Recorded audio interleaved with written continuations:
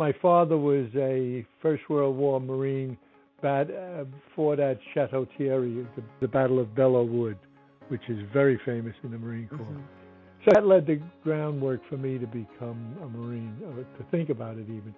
I joined the Marine Corps in August of '56, went through Paris Island, came out with a stripe, which was back in those days was a little unique, a PFC stripe.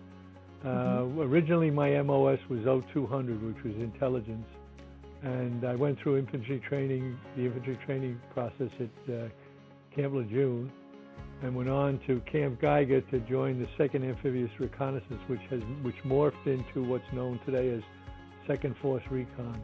It's the kind of smell you got from if you took your clothes back in those days, if you took your clothing to have it dry cleaned somewhere. When you walked into those mom and pop kind of clean, that's the kind of smell that you got. Well, it was coming off the water to me. I'm 83 years old, and so let's say I found out when I was 80. Up until then, I was reasonably healthy. I mean, I never suffered anything untoward that I could detect, that I would have linked to anything like that. Only in the past year I've developed what they're treating me for Parkinson's. And whether it's Parkinson's or Parkinsonisms is kind of a distinction without a difference.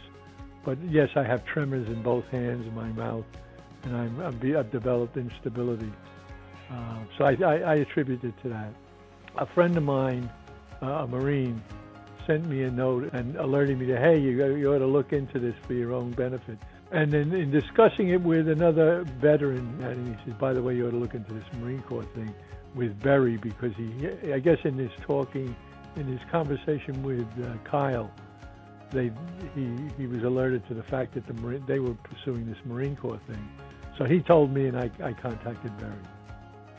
When I first got contact Kyle, he's a gunnery sergeant in the Marine Corps, and of course we had a common understanding of what was going on as far as the Marine Corps was concerned. It gave me a high level of trust. That's the advice I would give him. Call Berry. Everybody who was in the Marine Corps that I knew that's still alive, all of them went through the same training, which means they were all subjected to this crap, pardon me.